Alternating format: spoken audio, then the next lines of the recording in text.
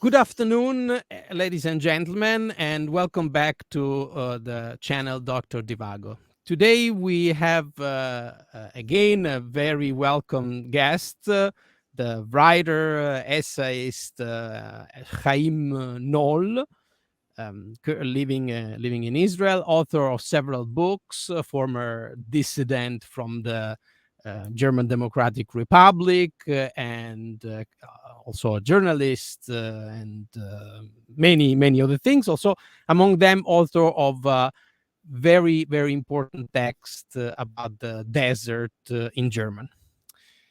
The topic of our conversation today is going to be the return of anti-Semitism in Europe. So first of all, I want to thank you, Chaim, for your willingness to participate in our conversation.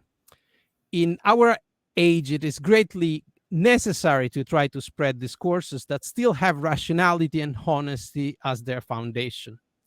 I see this because, as you know, I'm extremely concerned and disturbed by the level of falsification of reality that we are witnessing, in particular due to the complicit cooperation between the culture industry apparatus and politics. Anti-Semitic incidents have been growing rapidly and dangerously in recent years, particularly in Europe, but not wholly. On the other hand, this is a problem that we might well say is underreported by the corporate media and almost totally ignored by politics, as if Europe does not have the history it has had. How do you explain this situation? I mean, in your opinion, it is an oversight or a whitewashing? The problem is inconvenient, so people hesitate to look into that. After Shoah and World War II, modern societies in the West lived in a state of believing that anti-Semitism was left behind. And now it turns out that this is not the case, so that the anti-Semitism is on the rise again. And of course, this is something people hesitate first to recognize and then to think about, and they have no answers to that. That's the problem. So what can politicians say about this? Because they don't know, they are not really, they didn't go into the matter, so they don't know about it. They can't give answers. That's the problem. So that's why they prefer to be silent. So you, in your opinion, you think that because it's a problem that does not concern them directly and concerns only a minority, they do not really bother to interest themselves or to address this issue, which is, I mean, fundamentally also political. I'm not sure it's only this. So I think after World War II, most responsible people in the Western Hemisphere had realized that Jew hatred and action against Jews is a peril for the society altogether, so that it is that it causes losses and damage. And I think that there was really a belief that it's possible to overcome that. And Western societies have done a lot, I must say. So I can say it about Germany, for instance. They've done a lot to. There was a lot of efforts to overcome that, to inform people about Judaism. That was the first reason that anti-Semitism stems from ignorance. And 99% of the populace don't even know anything about the Jews. So the first thing was information. They tried it with that. They put a lot of effort into the education of the youth and all that, to teach them that Jew hatred, although it was deep-rooted in Western societies for centuries, has to be overcome for the sake of the situation in the society altogether, so that it causes damage to them all. Persecuting the Jews is the cause of damage to the entire society. I think this idea was really internalized. But the problem is that now anti-Semitism comes from a different direction, not so much out of the Western societies itself, and they have no answer how to deal with that. That's the problem. In Western Europe, the problem is that millions of Muslims immigrated to Western Europe, and in Muslim societies there is a traditional and deep-rooted Jew hatred, as it is already written in Quran, in many of the surahs. It's not only once; it is manifold in the Quran. It's one of the leitmotif of Quran, and people in Western societies, first, they don't know the Quran, they don't know the Islamic writings and the Islamic sources, and they didn't know that there was anti-Semitism in such a degree. And they were overwhelmed, they were not prepared that suddenly anti-Semitism came from this side. They had prepared to defend anti-Semitism, to fight anti-Semitism against the traditional source of anti-Semitism that came from the right within society, nationalism, racism. That's all what they made topics in school education, but they were overwhelmed the moment the Muslim anti-Semitism was imported to Europe, and they had no idea how to face that. And this state is, until today, the more that the pattern of racism, for instance, doesn't work, because the Muslims are also foreigners and have to be treated carefully, because they are so that to avoid racism. Then the entire the entire terminus, the entire word anti-Semitism doesn't work anymore.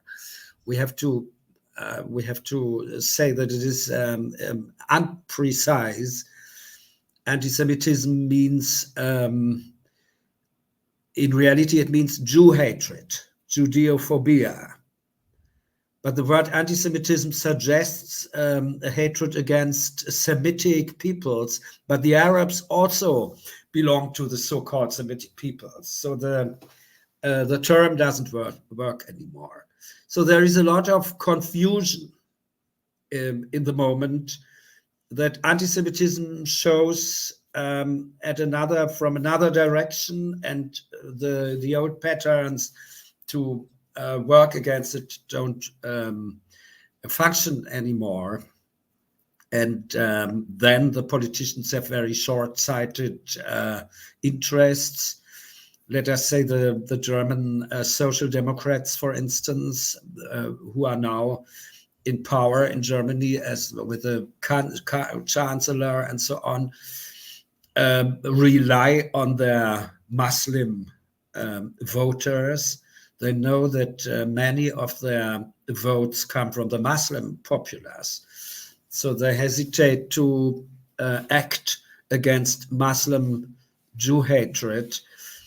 And that's the situation now in Europe. The problem is when you allow one kind of Jew hatred, Also, um, the old candles that have been dried out, maybe, or the anti-Semitic impulses that have been from the own populace, from right-wing people, for instance, nationalist people. All this has a revival in the moment you have another kind of anti-Semitism and cannot deal with that. So the Muslim anti-Semitism inspires also the other kinds of anti-Semitism in Western Europe at the moment, and that's why it's on the rise.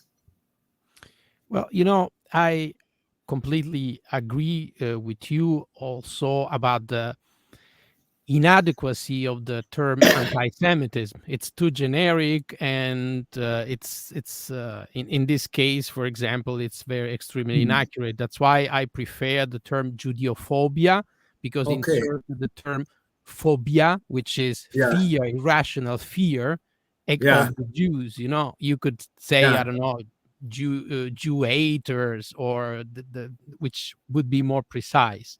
Yeah. But I agree with you. There is so what you're saying basically is, because, okay, if we go a little bit back, there is also anti-Semitism.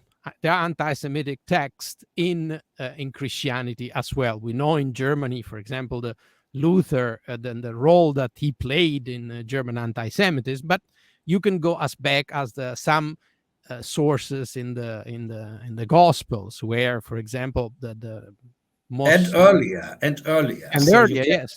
into ancient times. So anti-Semitism is an ancient phenomenon already.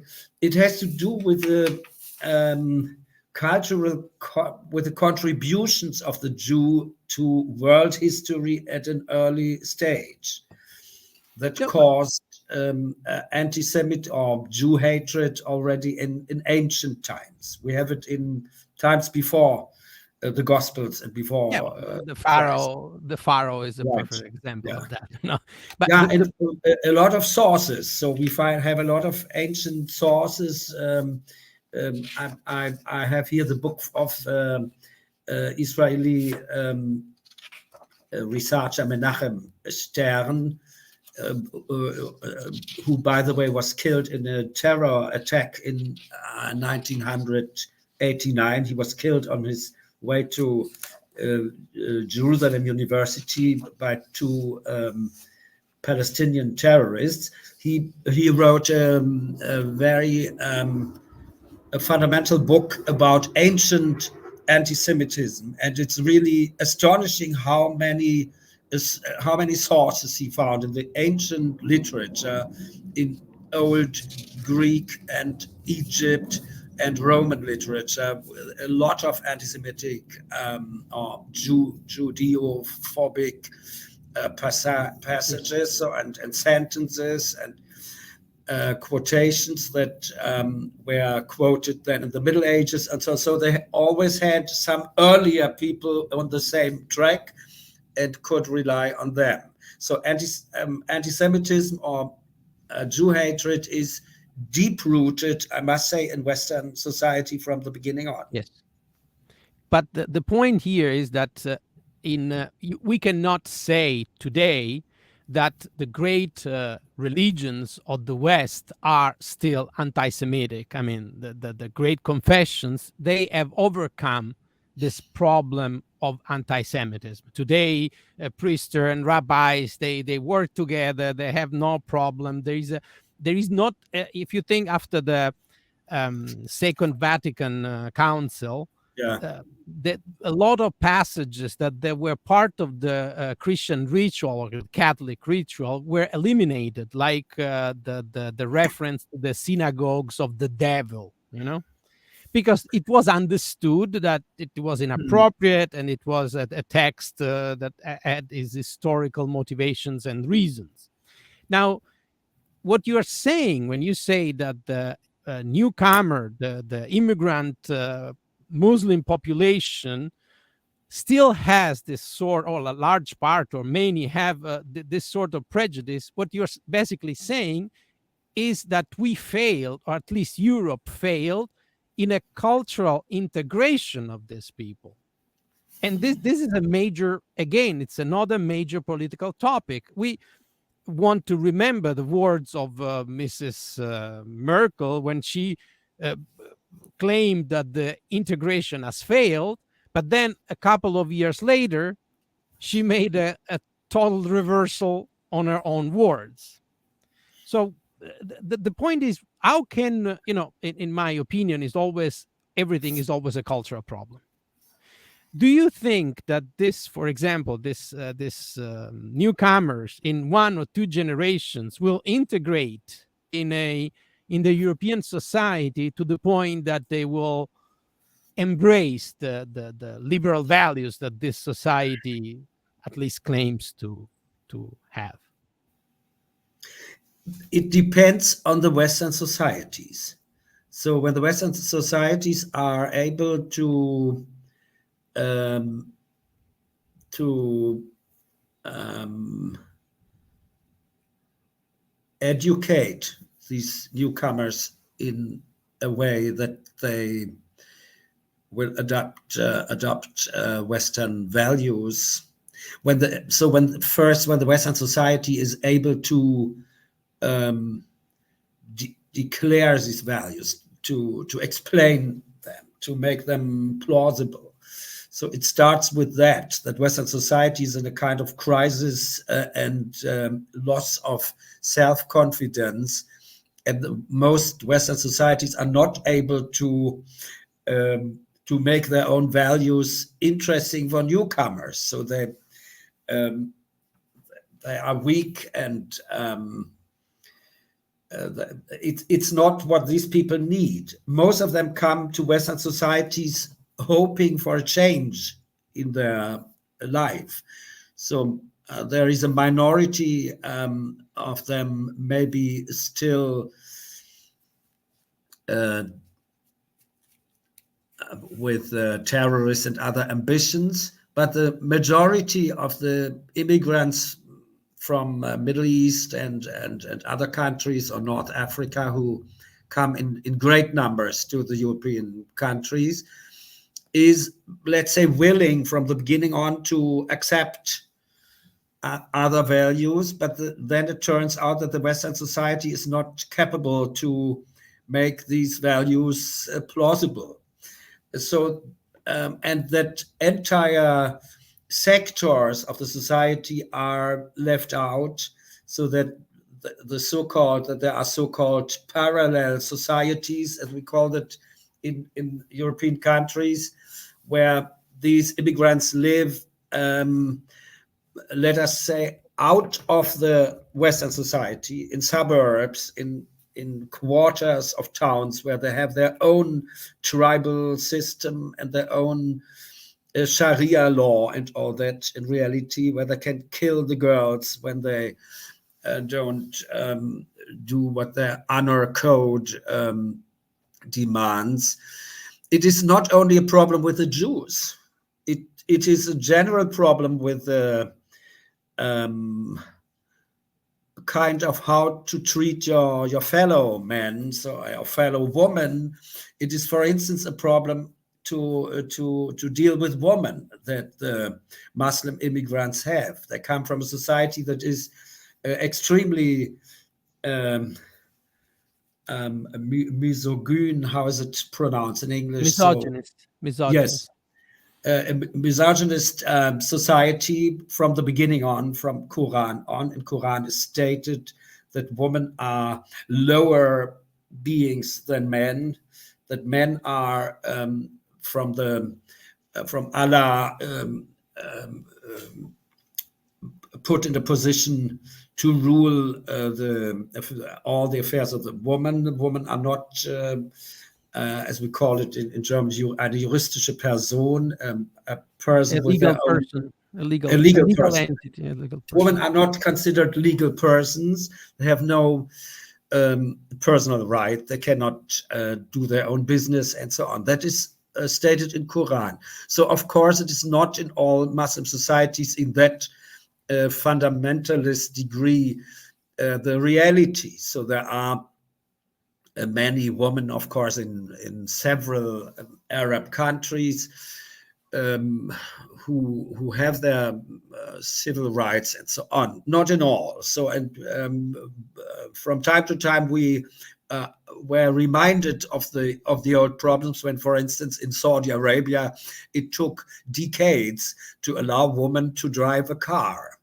I think it was only some years ago that they accepted that women were allowed to drive a car. I mean, it's a long process, and the Muslim countries are in between fundamentalist Muslim clerics who try to keep it the old way, and the need to adapt to modernity and to change their own ways to become more um, to become capable to keep up with the West in global competition. So that's a problem that they know that they are behind. They have a weak economies. They don't contribute anything to science and so on. And they know about this. And of course, they try to overcome that, but not with a lot of success until now. So immigrating to the West, for instance, for Muslim women is always connected with a strong hope to live as a human being there. Instead of that, they remain in their old structures because society is not capable to integrate them in a way that they can become independent and free. So they are still ruled by the men in their tribal structures, and in some cases killed or punished other ways when they don't do what the men demand. So these are points where Western society has to become active and to try to go into these structures to change them. And that is that they try it, of course, but it's a process that will take a long time. I think that's the first thing, that we have to accept that people who have lived in those tribal structures that come from the nomadic societies in the Middle East for many centuries, you cannot change them overnight. So it takes several generations. That's the first problem. That's also what we had to learn here in Israel. There was a time influenced by American ideas in the time of President Clinton, that we can solve the problems here very easily, giving them some land or some other concessions, and then they will change into peaceful coexisting neighbors interested in economy and so on. That was a big self-delusion and an error that has cost many lives here in Israel, and we had to learn. I'm here now for almost 30 years, and I can say that I was in times when it was really bloody and terrible in the Intifada, for instance.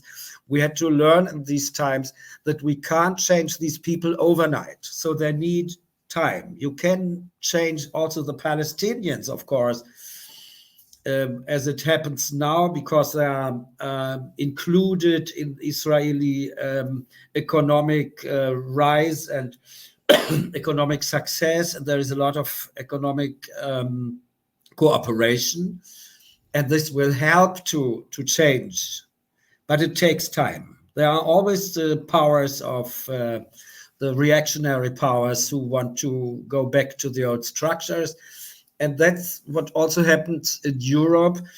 So I'm not generally pessimistic, because these are intelligent people, and they many of them want to change. But Western society at the moment is not strong enough to make it easy for them. So they remain in their old structures, in their old prejudices and the old resentments, and the mindset, the general mindset that comes from their nomadic desert surrounding and is cruel and anti-woman and anti-strangers in general. They are also xenophobic in a high degree. This entire society is based on segregation.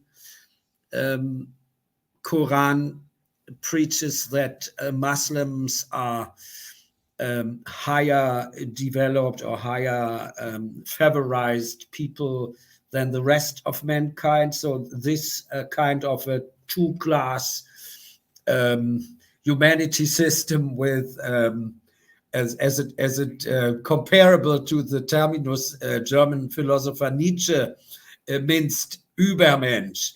So they were taught, Muslim boys from the beginning on, that they are the Übermenschen, whereas the rest of mankind, first Muslimic woman and then the non-believers and especially the Jews and the Christians are despisable and lower people. So with that mindset, it's very difficult in a Western society to accept that we in the West believe that everybody has the same rights, and that a woman has the same rights as like a man, or a Jew and a Christian person like a Muslim. So these things have to be taught and to be educated about, and this will take a lot of time. I don't know if you're aware that recently in Germany, an activist, someone who, I mean, goes around in cities trying to make, I don't know, explain these aspects that of the what it's called the political Islam, was sentenced by a German court in Hamburg, I believe. His name is Michael Stutzenberger, and he was sentenced just for for his expression of his freedom of speech. So basically, what you are here, the point that I can also see is that these people, these masses of newcomers coming to Europe, they basically enter a society that does not really practice its alleged values, or its alleged, when we say we are a democratic society, a cultivated society, a liberal society, but then this is reduced to just, I don't know, lip service. At the end, it's a deeply rooted consumer society, capitalistic society, where the rules are the rules of the capital, of the Hobbesian war of everybody against everybody else. So don't I mean, at least that's from my standpoint, one of the reasons for this inability to integrate, it's the inability of the West to show a set of values, a way of life that it's really ethical, moral, which cultural, with that contains something. And instead, the way of the society of the consumerism, it leads to nihilism, it leads to nothingness. So these people come here with a set of very archaic values, very old, I mean, Yeah. values that we had in the past and we had to overcome. And they arrive here and they're set in a wealthy nothingness. It is clear that then they will be easy prey from integralists, or to go back to their safe archaic world where things had a certain, even if unjust, order. Yeah. And I think that's a problem. Yeah. you know the case of Lara Kollab. That's a very it's a terrible, it's a horrible story. She was a Cleveland physician that a few years ago, I think 5, 6 years, raised a scandal in the United States when she stated in a tweet that she had no problem, and I'm basically quoting her, prescribing wrong drugs to people of Jewish descent. Now Hmm. she has been barred from the exercise of the medical profession. But this is one of the many disturbing signs of a widespread and serious latent anti Semitism that should, first, of course, have no place in societies that want or wish to call themselves democratic, but it's also a clear failure of integration because this Mrs. Collab was, I think, second generation Palestinian. Hmm. And we go back Yeah. to the thing, you offer, what do you offer them? Oh, yeah, consume, produce, do this. But you don't give these people, not even Europeans. Yeah, the issue here is the issue of a Western model, of a Western society, of a society that has deranged toward models that are basically anti-human, because when you just praise profit, you forget the human being, you forget the people. And then, of course, you leave a big empty spot there. I mean, Hmm. in the West, for example, even traditional religions are having issues because they lose people to the small sects. I mean, in the US, it's even worse.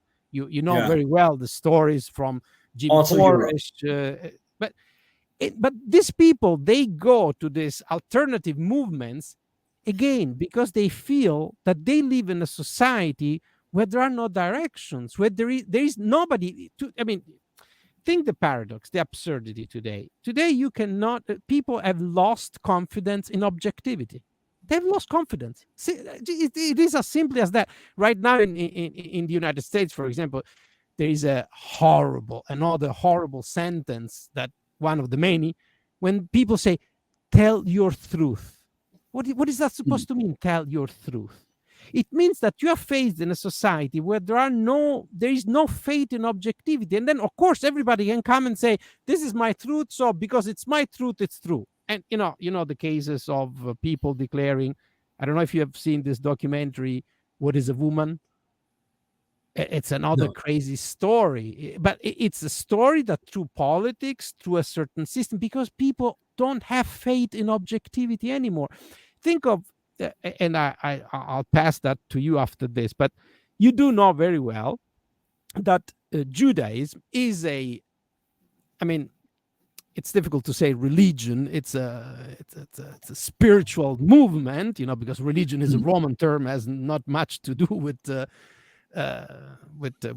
Judaism, but it is a movement where rationality, the entire Talmud, Hmm. it's a rational commentary of the concept of the Hmm. divine, of life, etc., etc. But when today you use the term rationality, people are even unable to grasp the Hmm. word. They say, what do you mean by rationality? You mean they understand rationality in the sense that Horkheimer already explained of the Hmm. instrumental reason, the instrumentelle Hmm. Vernunft. So Hmm.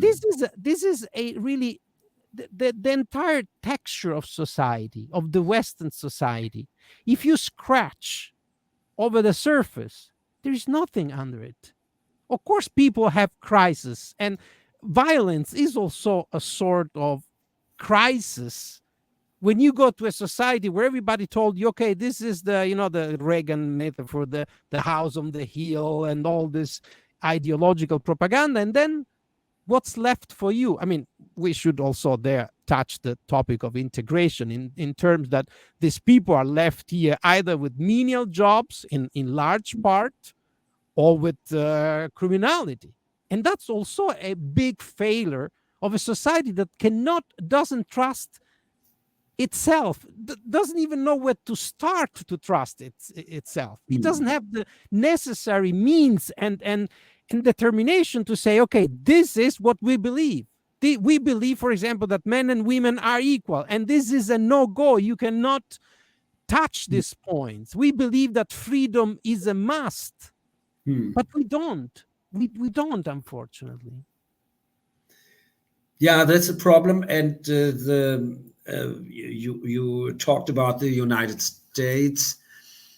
I'm not a specialist here, but observing what happens there, for instance, on the campuses of the universities, where more and more anti-Israeli and anti-Semitic or Judeo-phobic ideas become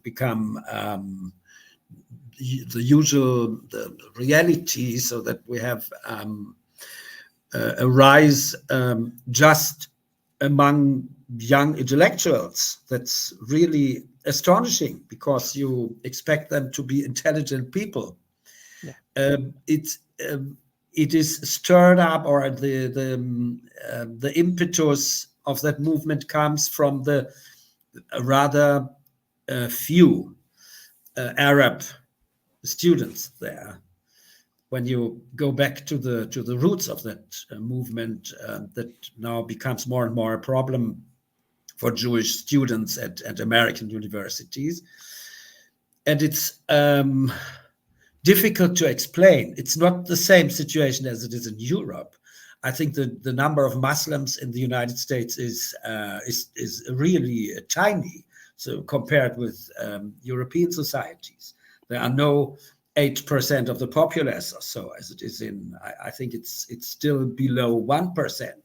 So the question is, how is it possible that such a small minority of Arab instigators can inspire a movement at American universities where a huge majority of the students is, let's say, at least silent.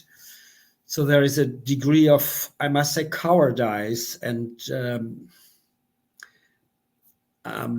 cowardice. So they are obviously not capable to defend their own values against an aggressive minority, and this is what you can only see with amazement, that American society is obviously not capable anymore to defend its own values. I don't know why. It's the same in Europe, that there is a general weakness and confusion about their own position. And when the people from Muslim countries immigrate to these countries, they realize that at the instant that there is no real, as you said, that they don't practice their values. So it's a kind of hypocrisy. So they declare them maybe, but they don't practice that anymore. So they don't keep the promise, so to speak. And that's a kind of encouragement for aggressive minorities among them to act and to try to fill the void with their own archaic concepts. And this is a problem that Western society is obviously not capable to deal with that. Well, I'm glad you brought. I mean, you mentioned the United States, because, of course, it's a more complex situation in the United States for several reasons. But the level of anti-Semitism in the United States is not comparable to the level in Europe. Also, because in Europe, you see in the media, it's kind of not, let's say, you can still state things that are in its core anti-Semitic, but just disguising them as, oh no, I'm not against the Jews, I'm just against Israel, stuff like that, which in America is not possible. But I would point there a very important fact that I've been talking about this for many years. Chomsky and its school are a big problem in this I mean, bringing back some sort of intellectual or pseudo-intellectual anti-Semitism to the stage. Yeah. And unfortunately, this is not really well addressed, because there is a part of, that opens also another discourse between, the leftist or the so-called leftist. So right, we come to the third kind of anti-Semitism we have to deal with today, that the anti-Semitism of the left. Yes. We talked about anti-Semitism, let's say the so-called classical anti-Semitism of the right and of nationalist and racist ideologies. We talked about the danger that comes from Muslim Jew hatred, but right, we have a third source of anti-Semitism today in Western societies, and that is anti-Semitism from the left. Yes. And also, this problem was not addressed for many years. That it's easily to explain with the dominance of the left in the intellectual sector. So the left-wing people dominate universities, school system, and so on. And of course, they were not interested to think about their own anti-Semitic problems that have been covered by criticism against Israel and its politics. So for many decades, they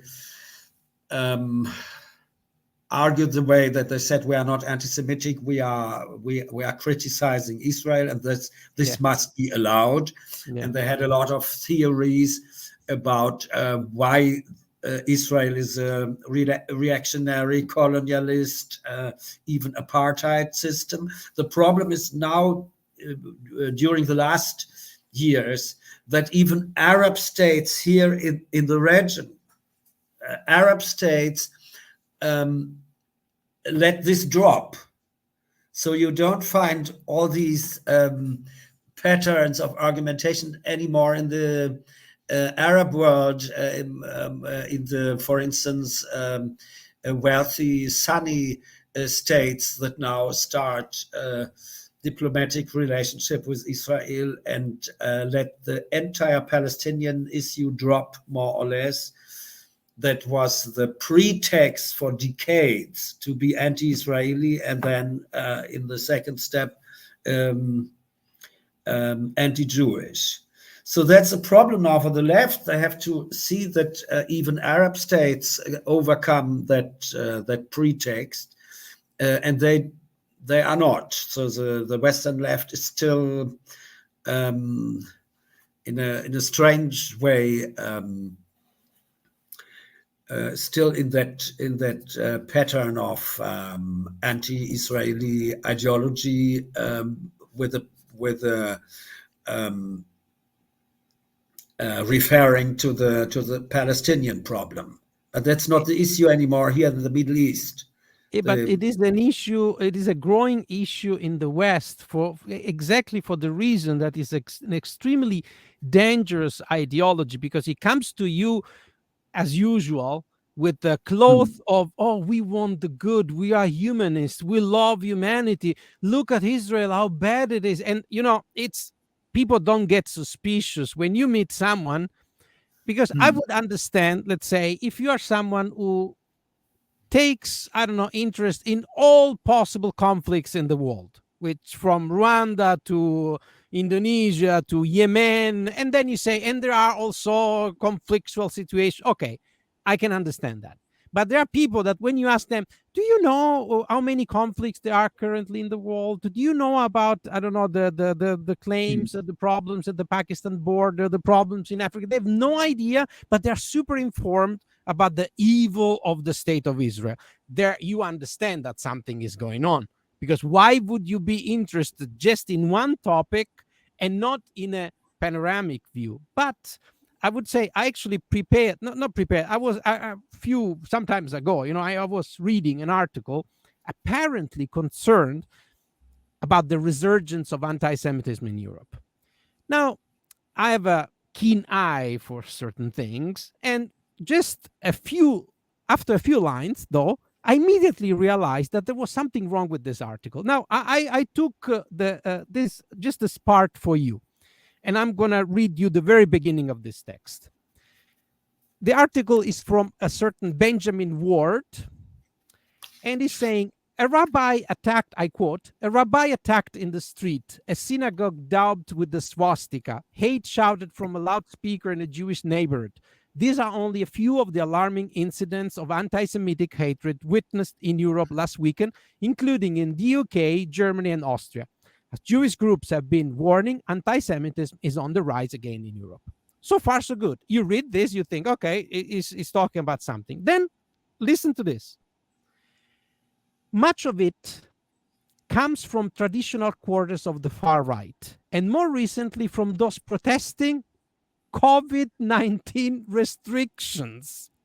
Yet last weekend's incidents is referring to England, some of which took place during or after pro-Palestinian protests in European capitals, are a reminder that anti-Semitism is also found among some who claim to support the Palestinian cause. Or really, those anti-Semites use human rights abuses by their Israeli state against Palestinians as cover for hatred of Jews everywhere. Do you see how really how perverse is this discourse? I mean, this Mr.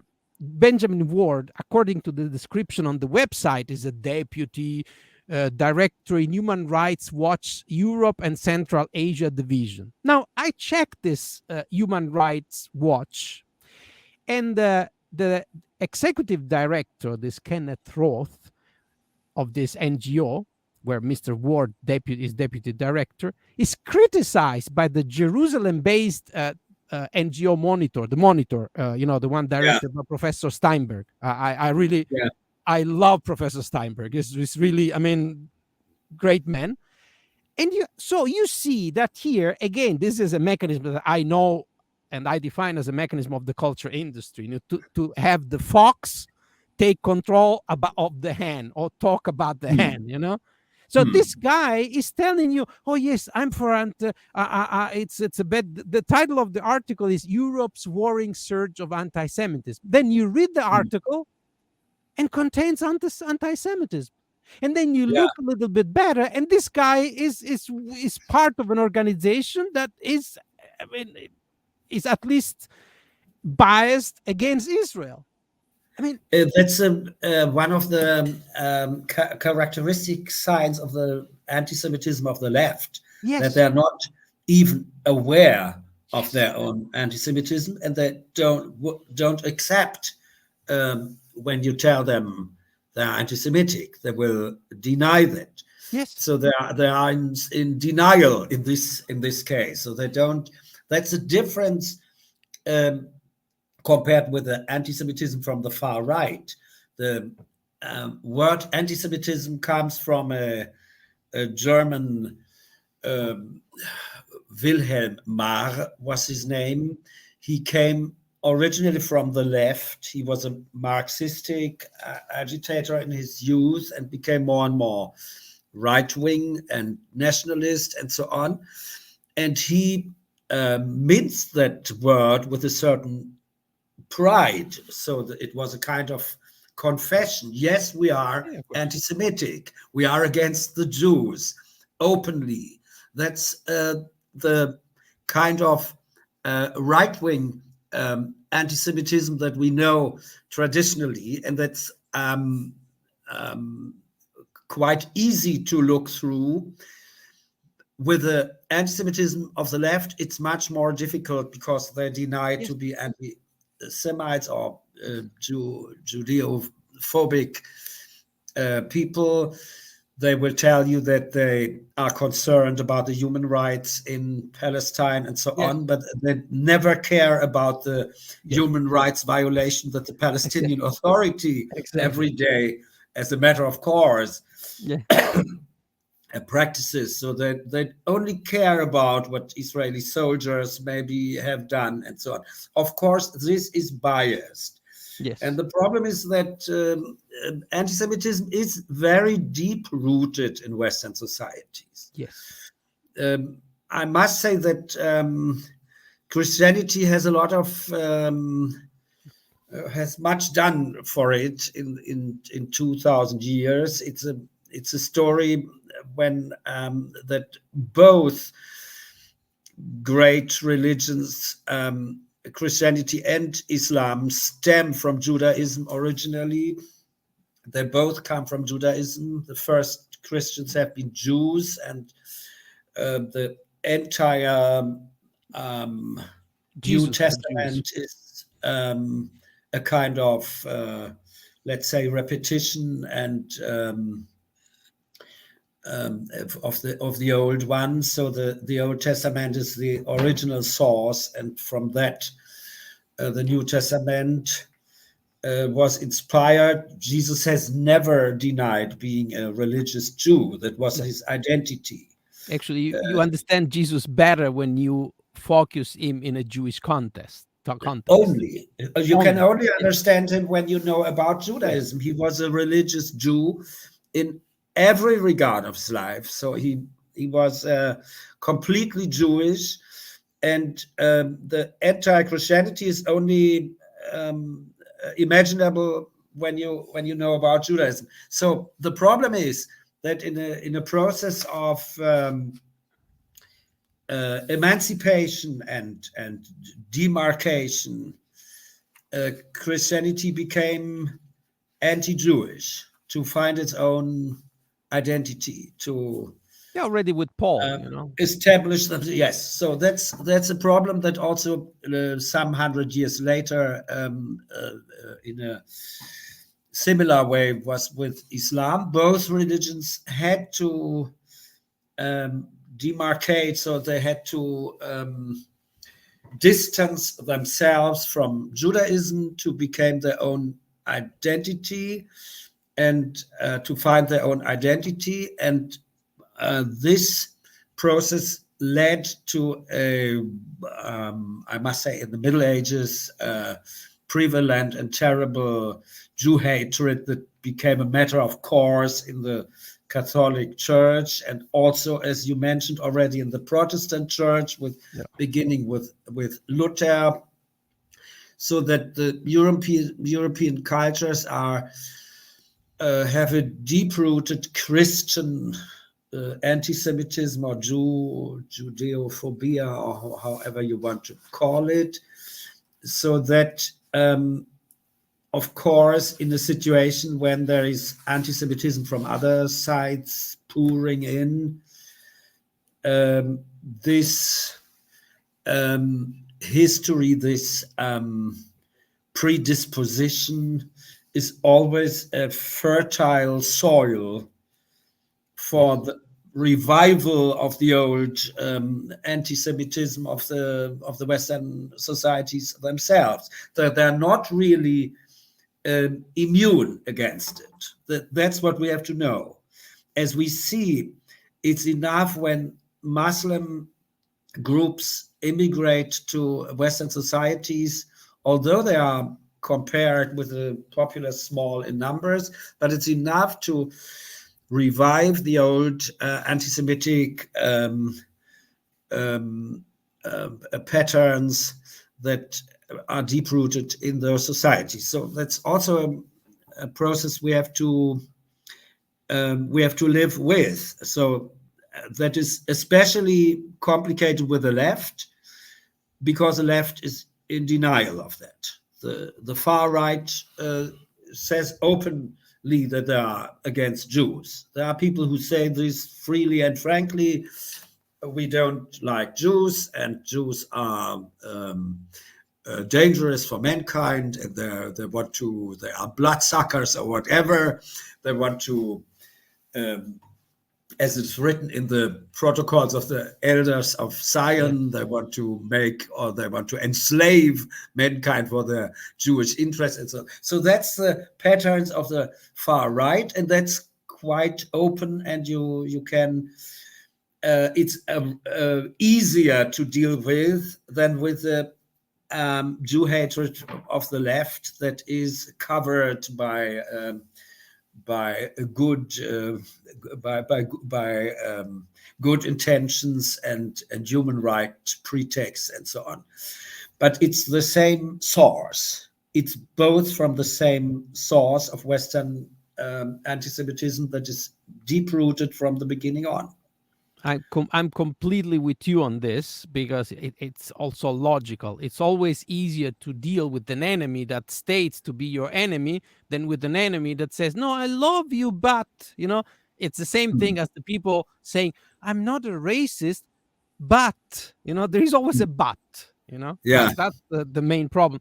But the third thing here is, again, I'm probably obsessed with this, but I think I have my own good reasons. It's an activity of enlightenment that it's missing. It's a Mm. debate that it is missing. There are topics, there are theme in this society that are absolutely, they do not exist in this uh, outrageous theater that is the culture industry. Think as one main topic here, which should be debated, and probably we should, I don't know, use this for a next discussion, but it's the topic of the Shoah. The Shoah has never really been addressed in modern society. There's been, the event, the survivors, and then some historical books written, or in school, oh, there was this camp, there was the other camp, and this happens. But a deep discussion, only very few people tried to really address this wound in human history, this th- this abyss into the infinity of the basement of evil that we tend to forget. We say, okay, it happened. And if we don't bring this presence again to the cultural stage, to the center of the cultural stage, this is a black hole in a culture that cannot be filled. This sentences, statements like Adorno, you remember, it is barbaric to make poetry after the Shoah. Mm. It's a sentence, it's heavy, requires understanding, requires discussion, not just, the pietistic thing, oh, look, Mm. Schindler's List or this type of Hollywood Mm. event. No, Mm. requires this deeper, this, because there, in the, using the word of Conrad, in the heart of darkness, we can better understand ourselves. We can better understand why an entire civilization moved into the abyss of absolute barbarism. This is Yeah, the key I point. agree with you that it is a matter of education and information, so that most people don't even know about Judaism, No, and nevertheless have prejudices and resentments against it. So the first step should be to inform about Judaism. I mean, we live in a time where the means of information wide ranged as they have never been. So the possibility is given to inform about what Judaism is, and that Judaism's contribution to the history of mankind is um, underrated, underestimated. So people don't even know what Judaism has done in the history of mankind. They know maybe about Einstein and some people of the 20th century, and they have learned that the Jews are smart, and that many Jews have done something in modern science, and that there is a great contribution to modern science, and in percentage, most of the Nobel Prize winners are Jewish. In the compared with the smallness of the people, it's amazing.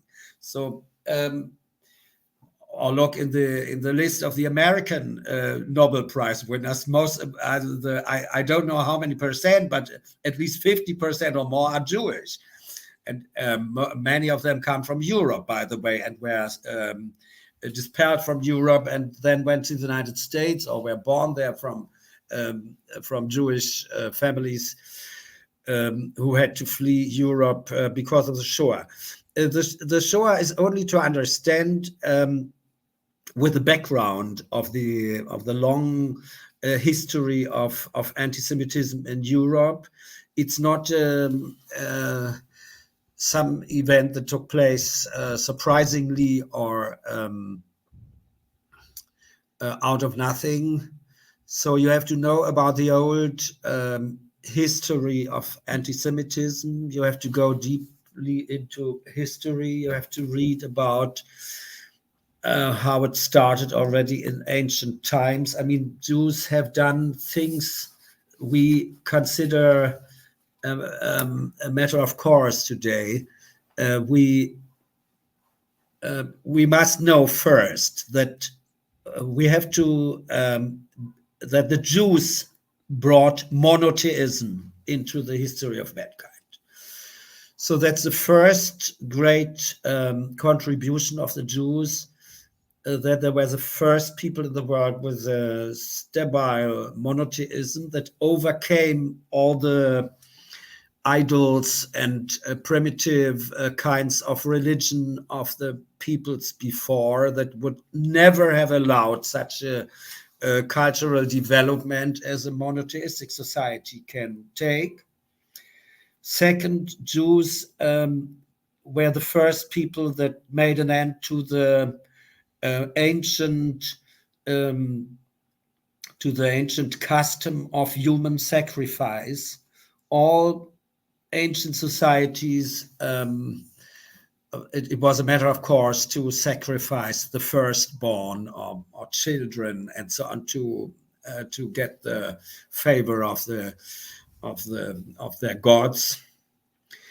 And third, Judaism changed the entire kind of religious ritual in general to stop the bloody sacrifice at all and turn it into a service that is focusing on a book. It's the first book religion in the history of mankind. The first religion that centers around a book. So these contributions, we don't think about that anymore, but they were crucial for the development of a modern Western society. Modern Western society could have never developed the way it has without these basic contributions.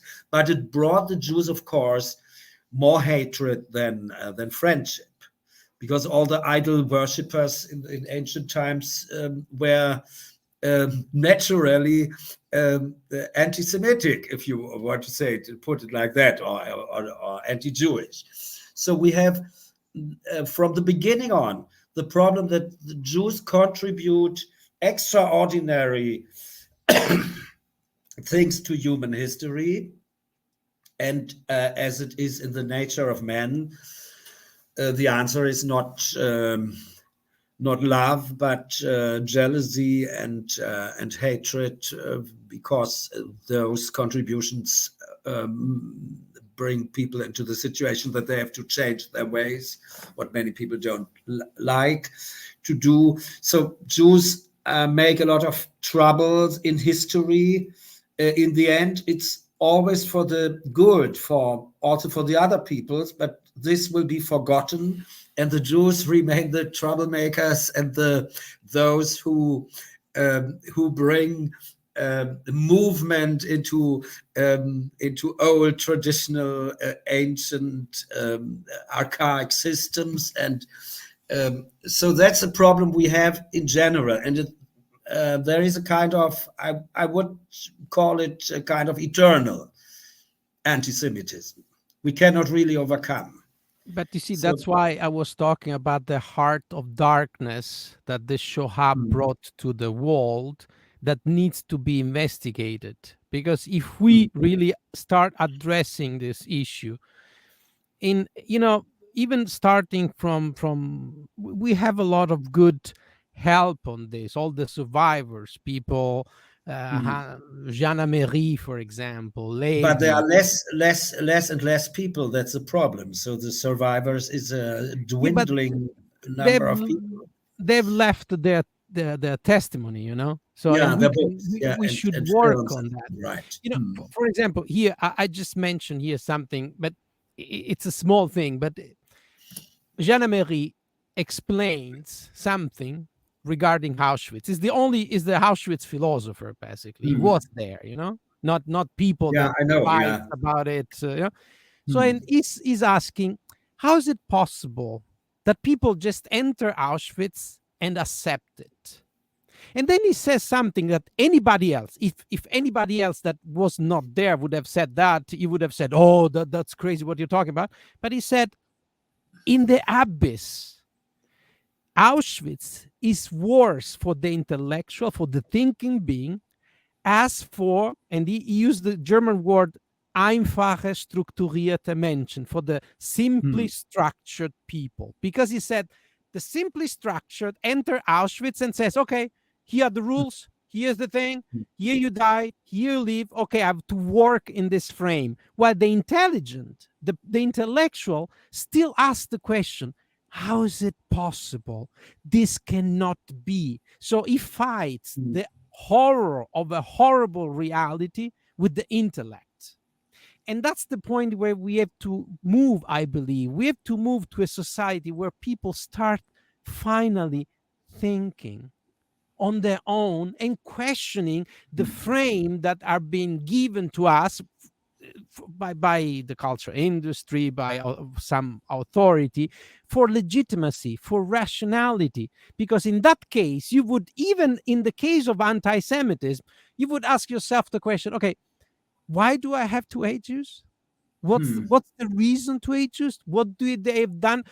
And I close on this, which is it is tragic and funny at the same time. There's a New Yorker Jew that made a small documentary a few years ago. Of course, I saw that just once on TV and then disappeared. And it was about anti-Semitism in New York. And he went to like the Bronx, a certain impoverished areas. And at that time, Rudolph Giuliani was the mayor of New York. Yeah. And then he asked people, and they said, "Yeah, Jews control everything." And then he Hmm. was asking questions. Okay, what do you mean control everything? For example, they control the mayor is not Jewish, and they were Hmm. like, what do you mean is not Jewish?" I said, Rudolph Giuliani is not Jewish. What? Listen to the name that the guy was saying, Giuliani. So an Italian American Hmm. in the mind of the stupid became a Jew. Right. Yeah, it's a matter of information more and It's a more. matter. So we Yeah, have to use all possibilities to inform and about Jews and Judaism, how they yes, live, how they are, what they yes, did in history. yes, So that's a real problem. But you have to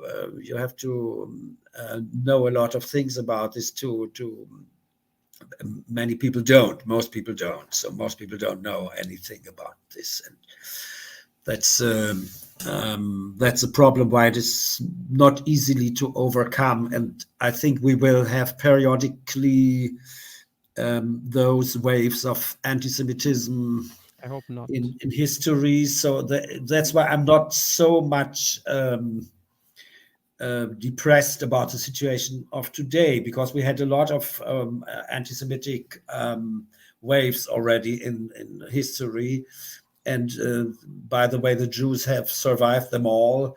Even as a people, they have survived the Shoah and founded their state immediately after that. So it's a kind of miracle that people is capable of that after such Yes, um, um, attempt to extinguish the entire Jewish people. They had the power to found their own state immediately after that.